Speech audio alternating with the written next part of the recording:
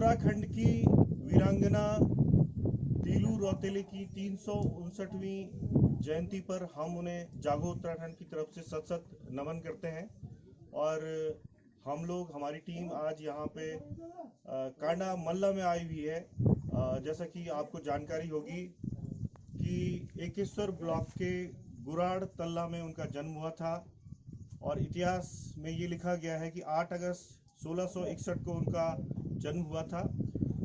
वहाँ पर दो भाई थे, भूप सिंह रावत और स्वरूप सिंह रावत, जो कि गोरलिया रावत जाति के थे और वो वीर सरदार थे गढ़वाल के। और जो उस समय गढ़ नरेश थे उनकी सेवा में थे वो।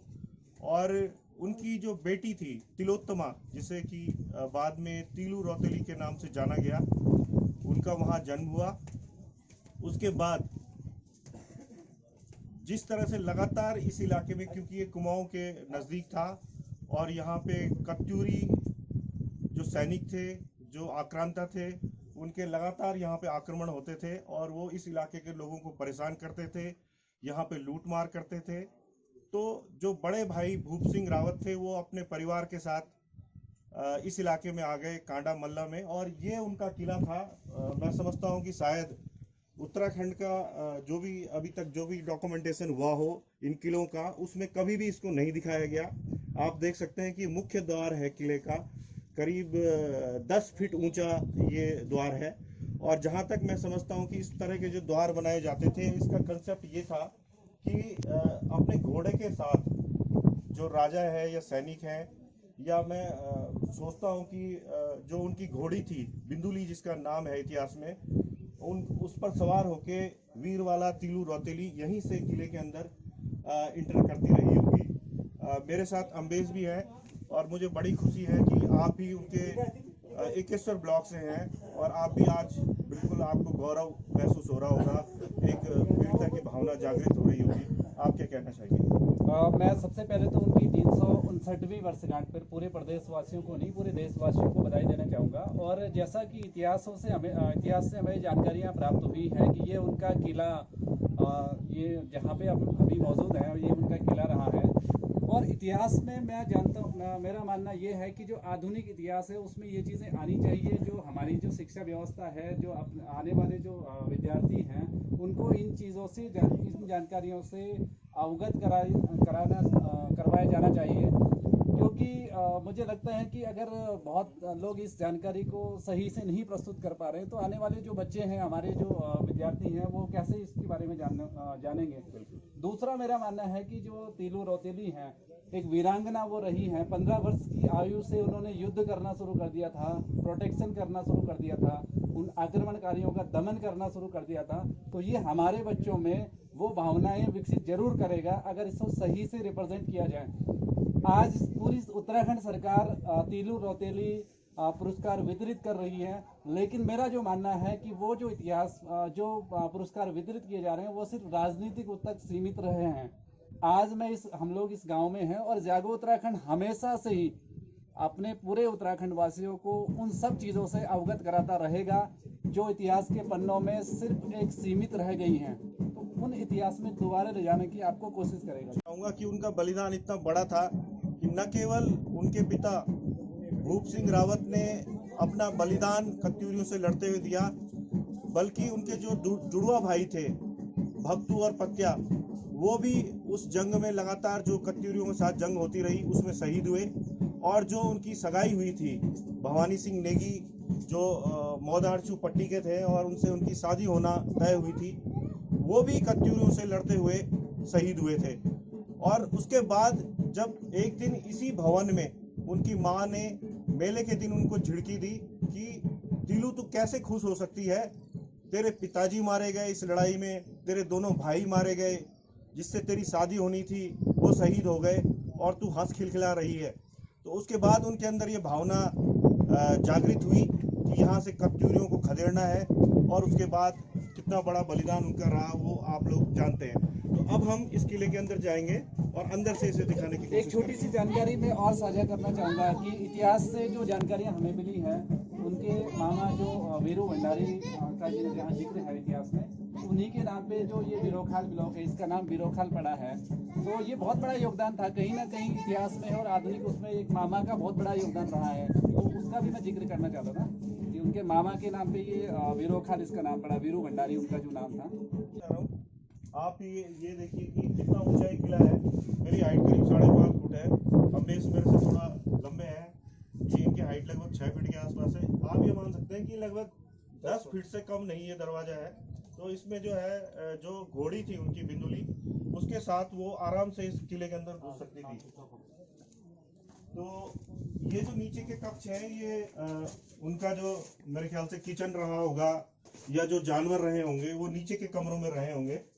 और ये देखिए आप जिस तरह से आपने किले दिखे होंगे उस तरह से पूरा चौतरफा से घिरा हुआ एक भवन था, जिसमें से कुछ भवन जो टूट गए थे तो उनको अब आधुनिक तरीके से उनको बनाया जा रहा है, रिपेयर किया जा रहा है।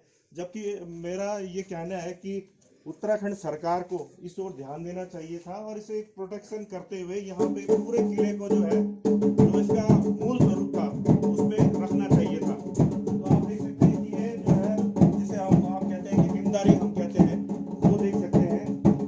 ये उनका मुख्य शयन कक्ष या ड्राइंग रूम ये उनका रहा होगा।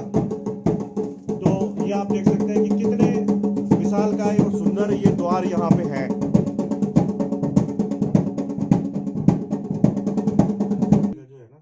शयन कक्ष यही रहा होगा जी जी। और जैसे मतलब इसमें भी कोठार वगैरह है, ये भी आज का तो होगा नहीं, कम से कम काफी टाइम सैकड़ों साल पुराना होगा। ऐसे तो कहाँ मिलते हैं ऐसे। अब एक्चुअली ये हुआ कि इनकी केयरिंग नहीं हुई तो फिर इस हिसाब से उस कंडीशन में नहीं है, पर जिस हिसाब से पुराना सब कुछ है तो लगता है कि यही था।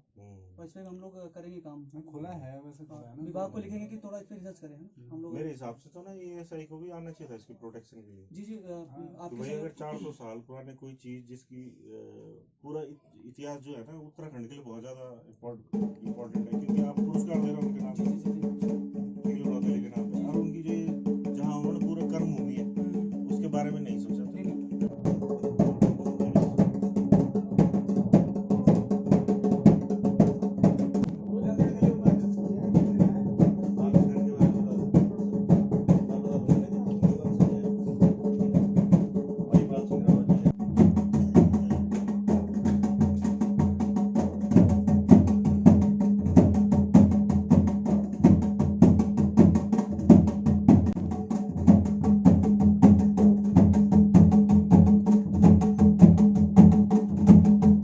रौतेली जी का जो किला यहाँ पे कांडा मल्ला में है, वहाँ पे मेरे पास उनके जो वंशज हैं महिपाल सिंह रावत जी वो मौजूद हैं, और यहाँ पे स्थानीय जो लोग हैं नौटियाल जी हैं, पोखरियाल जी हैं, और रोहित नेगी जो कि युवा पीढ़ी इस इलाके की है और जो तीलू रौतेली के नाम पे कुछ करना चाह रहे हैं स्वरोजगार का काम, इसको लेके एक विचार गोष्ठी भी यहाँ पे है आज। तो मैं महिपाल सिंह रावत जी से बात करना चाहूँगा। वो एक गन दिखा रहे हैं। बताया जाता है कि तीलू रौतेली इस बंदूक को प्रयोग किया करती थी, इसके अंदर बारूद भरा जाता था, और जो दुनाओं के पास जो लड़ाई हुई थी कत्यूरियों के साथ उसमें इसका काफी प्रयोग हुआ था। तो आपको क्या जानकारी है भाई साहब? ये हमारे यहाँ पे पूर्वज के टाइम से पड़ी है और इस मतलब मैंने संभाल के रखी है गन। और ये तीलू रौतेली के टाइम से पहले से यहाँ पे मौजूद है। और क्या क्या सामान? और कोई सामान? तलवार है, तो तलवार तो दादाजी लोगों के घर पे। अच्छा, उनके घर पे हाँ। एक तलवार भी बता रहे हैं कि यहाँ पे उनकी एक तलवार भी सुरक्षित है। मेरे साथ नौटियाल जी भी हैं जो यहाँ पे एक बुद्धिजीवी हैं इस इलाके के, और काफी इस तरह की राज्य आंदोलनकारी हैं, इस इलाके की काफी समस्याओं को उठाते रहते हैं। उनसे भी कुछ जानकारी हासिल करना चाहेंगे। देखिए, तीलू रौतेली इस देश की एक महान वीरांगनाओं में से, उस श्रृंखला में जिसमें रानी झांसी, लक्ष्मीबाई, कर्णावती, दुर्गावती बड़ी वीरांगनाएं हिंदुस्तान में हुई हैं। तो तीलू रौतेली ने उस जमाने में 16वीं शताब्दी में कत्यूरों के साथ में यहाँ युद्ध किया था, जब उसके परिवार के अधिकतर जो है परिवारजन मारे गए थे। यहाँ कांडा में यहीं से शुरू हुआ था उनका युद्ध, और वो कत्यूरों को यहाँ खदेड़ करके पूरे इस इलाके से लेकर के और वो पूरे गढ़वाल से खाली उन्होंने करवाया था। तो ये बड़ी ऐतिहासिक घटना उस ज़माने की है, और वो हमें गर्व है कि हमारे गांव में ऐसी महान वीरांगना जो है उनका जन्म हुआ। मेरे साथ इस समय पोखरियाल जी भी है यहाँ पे। और मैं जिक्र करना चाहूँगा, मैंने इतिहास में पढ़ा है कि सिब्बू पोखरियाल नाम के एक महत्वपूर्ण सेनापति थे उनके, उन्होंने भी अपने प्राणों का बलिदान उस जंग में दिया था जो कत्यूरियों के साथ उनकी हुई थी। तो ये मान के मैं चलूँ कि उन्हीं के वंशज यहाँ पे मेरे साथ हैं। आप अपना शुभ नाम बताएं और परिचय सर दें। मेरा नाम तरुण पोखरियाल है। जी और वैसे जैसा आपने बताया कि पोखरियाल जी के वंशज तो हैं, लेकिन मेरा जन्म 1990 का है, तो मुझे इतना एग्जैक्ट पता नहीं कि क्या हुआ था पहले, जो भी मैंने किताबों से पढ़ा। और एक आदर्श मान के चले थे हम कि तिल रोतली हमारे गांव की, तो एक गर्व होता है। लेकिन अब जो हुआ सो हुआ, हमें आगे का देखना है कि हमें क्या करना है। जैसे बंदूक है यहाँ पे, तो ये प्रमाण है कि यहाँ पे है वो ऐसा। बाकी और तो कोई किला है पूरा, ये हमने बचपन में देखा, यहाँ पे हम खेला करते थे जब छोटे छोटे बच्चे सब, ये छोटा भाई साथ में था। तो अब दिक्कत ये होती है कि गांव खाली होता है तो बड़ा परेशानी होती है कि इतनी महान विभूति यहाँ पे थी और हम अब बाहर जा रहे हैं। तो आगे अब हमें ये करना है कि यहाँ पे जितना हम रह सकें, यहाँ का विकास कर सकें, वो हमारा लक्ष्य होना चाहिए। अब क्या था क्या नहीं था वो तो हो चुका है, जन्म कहाँ हुआ था, आगे नहीं के लिए हुआ प्रेरणा था। लेनी हाँ है हमें। बिल्कुल। तो जितने भी हम युवा हैं जो अभी घर आ रखे हैं, हम तो घर पे हैं, तो ये हम चाह रहे हैं कि साथ में मिलके कुछ ऐसा करें कि हमें यहाँ से बाहर ना जाना पड़े। ये हमारा लक्ष्य है अब आगे के लिए। जी धन्यवाद। मेरे साथ रोहित नेगी भी हैं। रोहित नेगी, जो यहाँ पे एक कार्यक्रम आयोजित हो रहा है उसको लेकर, एक स्वरोजगार को लेकर जो गोष्ठी है उसको आयोजित करने में आपकी प्रमुख भूमिका है, क्या विचार है आपका? जी जी, धन्यवाद आशुतोष जी। सबसे पहले आप सभी को तिरुतली जयंती की हार्दिक शुभकामनाएं। कार्यक्रम का रूपरेखा इस प्रकार हुई थी कि मैं आपको बताता हूँ कि तिरुतली का मेन जो फोकस था महिलाओं को लेकर था। और महिलाओं को लेकर मेरी परसों जब हम लोग गांव में कुछ सफाई कर रहे थे, तो कुछ महिलाओं ने हमसे कहा था कि हमारे आसपास के गांव में कुछ कार्यक्रम हो रहे, स्वरोजगार को लेकर कार्यक्रम हो रहे हैं, मशरूम की ट्रेनिंग हो रही है। तो मेरे दिमाग में जस्ट ये अभी आइडिया आया कि क्यों ना हम तिरुतली की जयंती आ रही है 8 तारीख को, तो एक विचार गोष्ठी रखी जाए जिसमें जो हमारे कुछ गेस्ट आ रहे हैं बाहर से, वो लोग इन लोगों को मोटिवेट करेंगे कि उत्तराखंड में हम स्वरोजगार को लेकर क्या क्या संभावना है, क्या क्या काम कर सकते हैं। तो उसमें मेनली हमने जो फोकस रखे हैं मशरूम का है। और जो गोबर से आजकल आपने देखा होगा कि धूप बन रही है, ईंटें बन रही है लकड़ी की, वो सब चीज़ें हैं। और जड़ी बूटियों के लिए हमारे साथ कुछ हमारे स्पीकर हैं वो आ रहे हैं। तो इसी को लेकर कार्यक्रम है कि स्वरोजगार को लेकर जो गांव में रह रहे हैं लोग या जो गांव से प्रवासी आए हुए हैं गांव में रहने के लिए, उनके लिए क्या उपयोग है यहाँ पे। क्योंकि आपको पता है कि उत्तराखंड में बहुत संपदा है करने के लिए, बट उनको जानकारी नहीं उस चीज़ के लिए। तो एक विचार गोष्ठी का मेन फोकस था और ये मेनली मेरा महिलाओं को लेकर फोकस है और इसको लेकर हम लगातार कार्यरत रहेंगे। आज हम उस घाट पे आए हैं जहाँ लड़ते लड़ते उन्होंने पूरी अपनी जहाँ वीर गति को प्राप्त हुई थी। और ये पूरा एरिया है जहाँ मतलब ये माना जाता है कि यहीं से आप ऊपर जो, मैं मामा जी कहूँगा तो थोड़ा ऊपर दिखा दीजिए पहले, ये जो ऊपर पूरी आपको पहाड़ी दिख रही है ये टकोली खाल की है। तो यहाँ से लड़ते हुए पूरे लड़ते और अंत में वो यहाँ पे आके अपना कहते हैं कि यहाँ पे उन्होंने अपना मुंह जो पूरे खून से सनी हुई थी, यहाँ पे आके उन्होंने अपना हाथ मुँह धोए। और जो सामने गुफा दिखाई दे रही है आपको, जो जहाँ पे अब लाल झंडा दिखाई दे रहा होगा, तो वही गुफा थी जहाँ पर 2 कछुए छिपे हुए थे।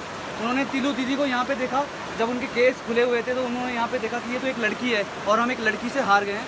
उसके बाद उन्होंने वहाँ से पीछे से वार करते हुए यहीं पे उनको वीर गति प्राप्त हुई है, जो उनका सर काट के उन्हें वीर गति प्राप्त करवा दी है। तो ये पूरा घाट है, ये मैं आपको मामा जी से कहूँगा पूरा ये एरिया जो है उनको दिखाएं। रावत जी जो मेरे साथ वंशज आए हैं उनसे रिक्वेस्ट करूँगा कि पूरा जो एरिया है ये पूरा एरिया है। तो उस टाइम तो काफ़ी पानी रहा होगा इसमें। तो यही वो जगह है जहाँ पे वीर बाला तिरुतली जी वीर गति को प्राप्त हुई थी। और यहाँ से ये वाला जो पोर्शन है आपका टकोली खाल का है, और ये जो पोर्शन है कांडा यहाँ से कांडा का पूरा एरिया स्टार्ट होता है। और कहते हैं कि ये गुफा जो है ना, ये गुफा अंदर तक है। तो आने वाले टाइम पे अभी जिला पंचायत के जो सदस्य हैं हमारे श्रद्धा पोखरियाल जी, उन्होंने इस घाट का जीर्णोद्धार मतलब इसमें प्रॉपर एक शेड और सब चीज़ बनाने का वो किया है। तो आने वाले टाइम में आपको ये प्रॉपर एक जगह, एक पर्यटन स्थल देखने को मिलेगा। और अब बात करते हैं इसके आने वाले भविष्य में यहाँ क्या क्या हो सकता है। तो लगातार जो क्षेत्र के हमारे जागरूक लोग हैं, उन लोगों ने काफ़ी टाइम से इस पर संघर्ष कर रहे हैं कि जो कांडा तल्ला से जो मोटर मार्ग आए हुए हैं, उन्होंने जो हमारे क्षेत्रीय विधायक है दिलीप सिंह रावत जी, उनसे कहा था कि इस पर एक कनेक्टिंग रोड बनाया जाए। उन्होंने बिल्कुल लगातार वो भरोसा देते रहे, लेकिन कहीं प्रशासन से उनसे बात नहीं हुई और उन्होंने उसको आगे उसके लिए पत्राचार किया है। कल भी वो हमारे तलाई में जो मोटर मार्ग थी उसके लिए भी आए हुए थे। तो उन्होंने सिर्फ वादा करके गए, इसके लिए कोई सरकार से पत्राचार या उस प्रकार का कोई अभी तक मुझे लगता नहीं कि हमारी जानकारी में नहीं है कि उन्होंने पत्राचार किया होगा। और मैं एक और चीज़ में दिखाना चाहता हूँ कि ये जो आप एरिया पूरा देख रहे हैं, इसमें शानदार झील बन सकती है, जिसमें पर्यटक स्थल तो है ही, आप रोजगार को लेकर जैसे मत्स्य पालन का काम हो सकता है गांव में। यहाँ पे हम पंपिंग योजना के थ्रू जितने भी हमारे आसपास के गांव हैं उन गांव में पानी की जो समस्याएं हैं, सिंचाई विभाग सिंचाई का काम ये मैं जो सामने मैं कहूँगा जो हमारे साथ आए हुए हैं रावत जी, जो सामने दिख रहा है, जो आपको पहाड़ी दिख रही है, इसके पीछे कम से कम बहुत अच्छा मतलब मुझे लगता है सौर नाली का चक है, जो जहाँ सैंड कहते हैं, काफ़ी अच्छे गेहूँ और ओट होते हैं। तो यहाँ पे झील बनाकर उसको पंपिंग योजना के थ्रू हम लोग पानी ऊपर तक पहुँचा सकते हैं और वहाँ पे अच्छा उत्पादन कृषि को लेकर उत्पादन कर सकते हैं। और अगर उत्पादन ना भी हो तो ये एक ऐसा स्थल है, मैं कहता हूँ कि पर्यटक स्थल आने वाले टाइम में इसमें बहुत अच्छा काम हो सकता है। जागो उत्तराखंड का मेरे से ये अनुरोध रहेगा कि जिस कार्य आप दिखा जहाँ पे हम खड़े हैं, इसको हम विभाग को लगातार इसके माध्यम से आवाज़ उठाएंगे, ताकि हम लोग इसे पूरे डिपार्टमेंट के साथ इसका सर्वे करवा सकें और आने वाले टाइम पे इसको एक धरोहर के रूप में हम इसे अपने गांव का इतिहास के साथ जोड़ सकें आगे के आने वाले। जी, आप सभी लोगों का धन्यवाद। और क्योंकि अब यहाँ से निशान ऊपर जाएगा, हम भी यहाँ पे बहुत ज़्यादा समय ग्रामीणों का खराब नहीं करना चाहते, लेकिन इस मैसेज के साथ कि तीलू रौतेली जी ने अपने पूरे परिवार का बलिदान देके जिस भूमि को सुरक्षित किया, वो खेत अब बंजर पड़ रहे हैं, उन खेतों में काम नहीं हो पा रहा है। तो हमारा मकसद यही होना चाहिए कि हम मिलजुल कर जिस भूमि को उन्होंने सुरक्षित किया उसमें कुछ उत्पादन करें और उत्तराखंड को संपन्न बनाने में अपना योगदान करें। जागो उत्तराखंड के लिए पौड़ी गढ़वाल से अपने सहयोगी अम्बेश पंत और भगवान सिंह के साथ आशुतोष नेगी की रिपोर्ट।